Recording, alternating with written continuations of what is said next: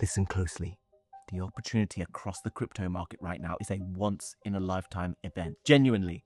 If I could get all of my subscribers to watch one video, it would be this one. Not just because of what I'm going to say, but because of the time at which I'm saying it. Why? I mean, look at the altcoins right now. They've been absolutely smashed over the past 12 months. Ondo Finance, an altcoin backed by BlackRock, is down nearly 80%. Fetch AI, an AI giant, down 86%. Render, down 83%. And all of your other favorite altcoins have been absolutely wrecked. But guess what? It's all happened at a very important time in the global markets. And this chart couldn't make it any clearer that we are at a key turning point where we're about to start moving to much more favorable conditions for crypto, which means that right now is the pivot point, and all of the altcoins that provide the opportunity to build generational wealth are at generational lows. Money isn't made at the highs in bull markets. It is made now, finding the right opportunities at the right time when the majority of people are not paying attention. I'm going to keep this video as short as possible, but I urge you to pay close attention to the message that I'm going to share here. Hit the like button. Let's get into it. Now guys, before we dive in and check out that chart that I think is going to flip even the most stubborn bears bullish, just a quick disclaimer. Nothing I say in this video is financial advice. Everything I say is for entertainment purposes only. If you wish to invest in crypto, you should understand that it's risky and you can lose money. So don't risk money that you can't afford to lose, and always do your own research before investing in anything. Now that we got that out of the way, let's crack on with it. Now guys, as you know, crypto markets are often going up and then down, and then up and then down again. And as they go up and down, they create lots of different emotions from the majority of people. Whether people are hyped and excited, or whether people are scared and unhappy. Really, behind the scenes in everything here, there is a current. There is something that is driving these markets up and down, and we're going to delve deeper into understanding exactly what that is, and show you the patterns, and show you that right now we are at a turning point. And this all comes at a turning point.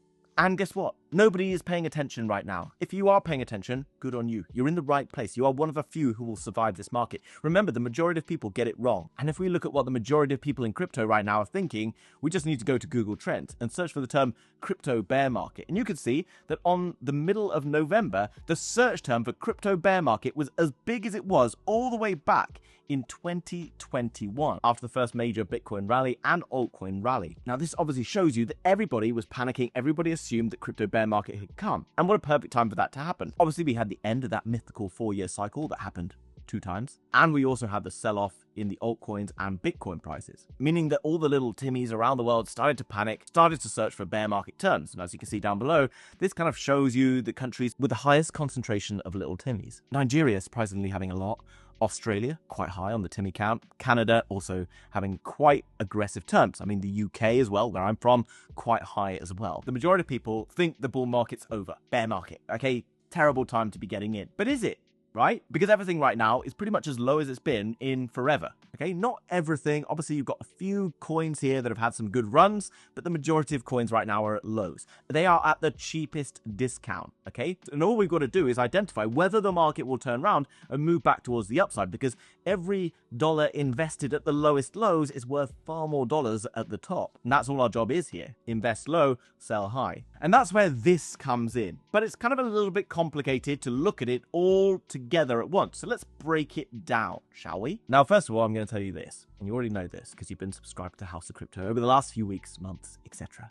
Crypto is linked to the global macro economy. When the macro global economy is doing well, crypto does well. When the macro global economy is doing bad, crypto does bad. You get that? Okay, so we need to find indicators that the market is weak, and then we need to find indicators that show us when the markets are strong, and then we need to find out when there's turning points between the two. This is a gold chart, and as you can see right now, gold is near enough at all-time highs, surging and surging and surging, going almost vertical. Typically, this happens towards the end of a blow-off top cycle. Where this ends exactly, I don't know for sure. But we need to think about what gold means. Gold typically indicates a protect and hide mentality. What do I mean? Well, when the economy's not good, you basically protect your assets, you put them into safe storage, and you kind of hide away. You don't invest into too much, you just chill out, you wait for better conditions to arise. That's what gold has always been. It's been a good store of value. Bitcoin has started to play that role as well, meaning that Bitcoin has actually moved quite similarly to gold over the past few years, which is different from previous cycles.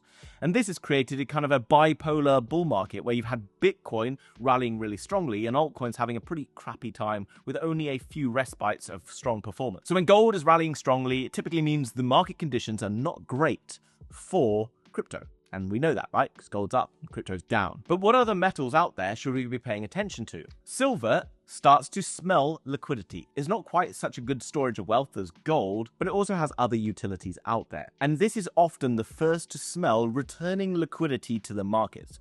This is kind of a good clue that markets might be starting to get a little bit better. But there is one metal out there that we as altcoin investors should be paying far closer attention to. And I found this information out from Crypto Unplugged. Go and check out this YouTube channel. Make sure you go and check out this video. It talks about copper, gold, Ethereum, Bitcoin, and altcoins, and the relationship between all of them. Really good video. Make sure you go and check that out. So why is copper such a big deal for us compared to gold and silver? Well, because copper is used in the manufacturing of pretty much everything. If you have electrics in your house, like lights and computers, which you probably do, you have copper wiring. If you have an electric car, it's full of copper wiring. If you're using computers or phones or whatever, copper wires basically exist in everything. It's an affordable, good conductor. Now, why is this so important? Well, because when the economy is strong, people are building lots of things, lots of buildings, lots of electronics, lots of cars, lots of other things, right?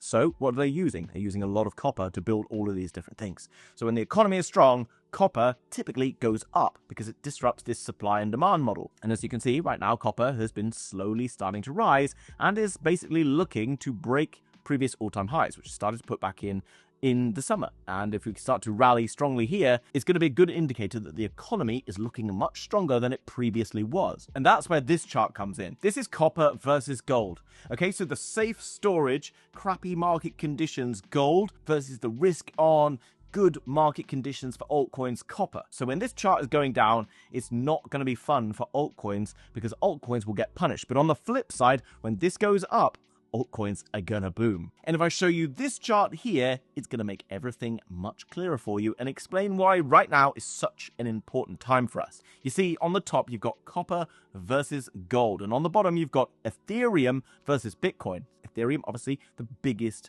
altcoin. While Bitcoin is the store of value, Ethereum is basically the thing that everyone uses to build. So it's kind of like the copper, right? When everyone's building different projects, building different smart contracts, utilizing these smart contracts, etc., they're using Ethereum. Now, obviously, there's Solana, Sui, and whatever else, but Ethereum is the biggest, still shows the most activity once risk-on conditions start to return. Now, this is where it gets really exciting. I've been banging on to you about quantitative tightening and quantitative easing over the last few months, and I've tried to explain and tried to tell you a million times that when we get quantitative easing, the markets will start to look better. And here's what we can see here.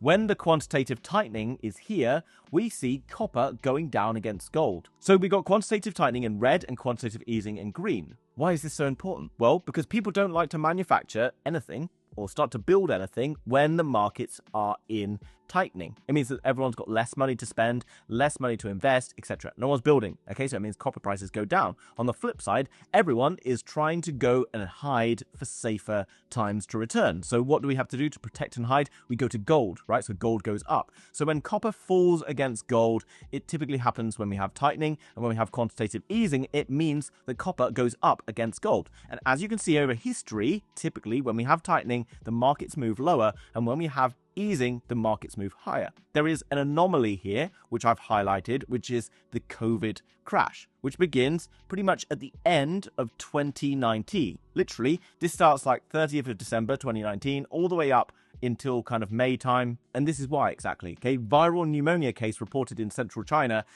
on the 31st of December 2019. The 27 pneumonia cases in Wuhan, capital of China's central Hebei province, have been identified as viral pneumonia, health authorities said Tuesday. Now, at this point, people didn't sort of identify it as COVID-19, it was just pneumonia. But really, this is when China first reported to the World Health Organization that they had a bit of a problem. And you can see markets started to identify this problem here. So although there was quantitative easing, realistically, the markets should have been in recovery. They were literally in recovery here at the end of tightening into easing, you see? And then literally, as soon as tightening starts to begin at the end of easing, which is at the start of 2022, guess what? Copper versus gold falls. Now, look at the bottom. This is Ethereum versus Bitcoin. It goes down when copper versus gold is going down. Quantitative tightening means Ethereum goes down against Bitcoin, which means altcoins go down against Bitcoin. Bitcoin dominance goes up, okay? Quantitative tightening is our crypto kryptonite, okay? We don't like it. It hurts our altcoins. As soon as you go into quantitative easing, however, Ethereum starts to stabilize against Bitcoin. Now, again, because obviously you had that kind of COVID dip in there, it sort of messes with the details a bit. If you go up above, We basically started to rally from that point. The sell-off happened because of COVID, okay, but it would have just continued higher anyway. This is basically showing you that ETH starts to perform better against Bitcoin during quantitative easing. Suddenly, we go into quantitative tightening again for a long period of time. And you can see copper then falls with gold over a long period of time until now, where we see a shift from this red box to this green box. Now, many people out there whose argument that the bull market is over is based on a 4-year cycle.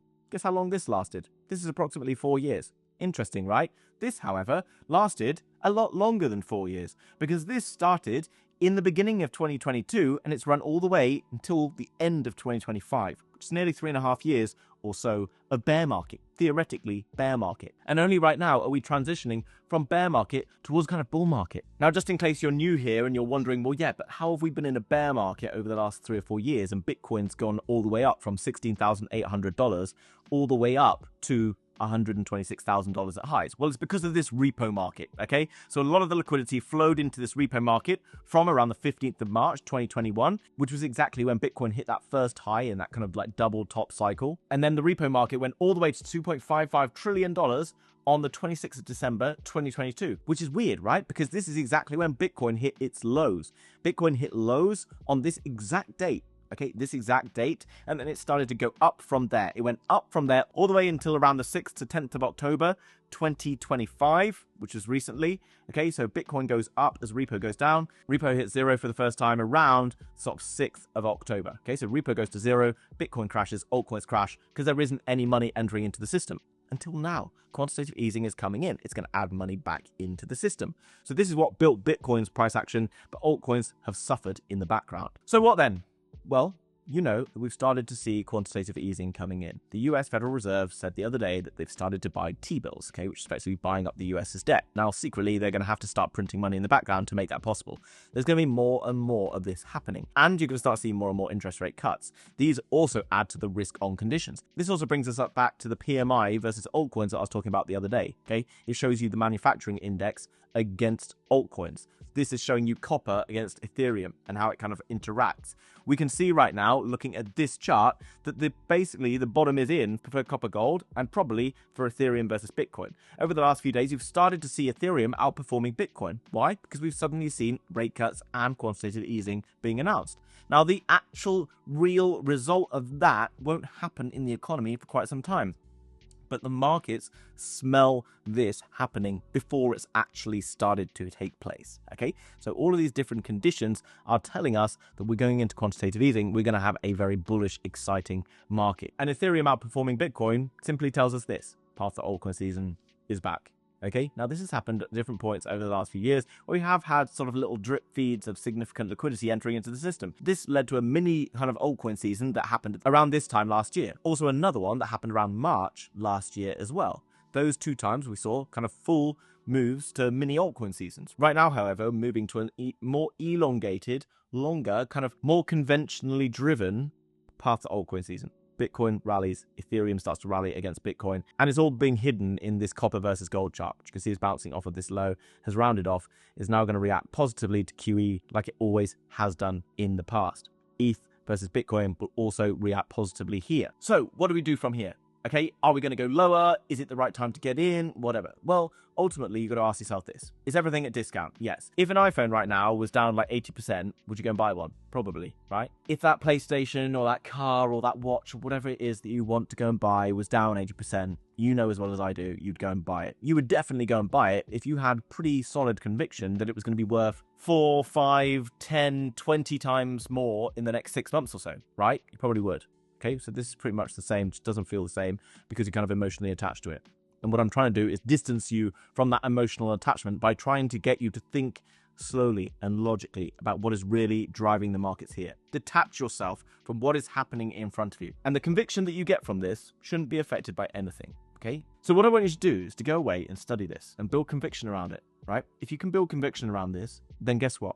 If the market for Bitcoin moves to 100K tomorrow, it won't surprise you. It won't bother you. Okay. If the Bitcoin market moves down to 83K tomorrow, It shouldn't surprise you. It shouldn't bother you, because who cares about what happens in the next 24 or 48 hours? What we're really looking at is the bigger picture. What happens over this sort of time period? What's happening over the next 6 months or so, okay? Because in very short spaces of time, lots of things can happen, okay? Things can go down, things can go up. And those that can zoom out and build conviction will do the best here. And ultimately, getting too involved in the short term not only is going to drive you crazy, but it's also very difficult. It's very difficult for one reason. The long-term moves are really driven by global macro conditions and things like that. But the day-to-day ups and downs of a few $1,000s here and there are driven by market makers, who are basically in the market trying to flush out over-leveraged people and also trying to generate revenues for exchanges and all these other things. Okay, go across to coinglass.com. You can see hundreds of people love to go into these 100x longs, which is silly, okay, or 100x shorts, which is probably even more silly because we're at lows. And who enters 100x shorts at lows? Apart from James Wynn and the others. But ultimately, the market makers like to move the needle around quite a lot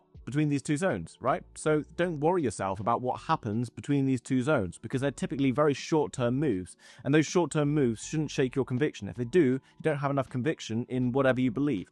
If you don't have conviction or you don't believe what I'm saying, that's absolutely fine. Get out of crypto, go and do something else. But don't stay in crypto and not have conviction in what you're doing, because ultimately you'll get panicked and shaken out and whatever else. Okay, you don't need to be paying attention to your altcoin portfolio every single day if you have the conviction built by understanding what is really driving things behind the scenes. Now, as you probably realized over the last few weeks, crypto's been boring. It's just been going up and down and up and down. And if you've been holding bags of Solana and Ethereum and Bitcoin, they've been going up a bit, down a bit, up a bit, down a bit, not giving you any good returns, which is why I started to use Pionex bots. Now, this is Solana here, and as you can see, it's been trending ever since I opened this bot all the way back on the 16th of November. It's going up and down and up and down. What this is basically doing is all these green lines are buy orders, and all of these red lines are sell orders. So when it goes down, it buys, and when it goes up, it sells. Buys, sells, buys, sells.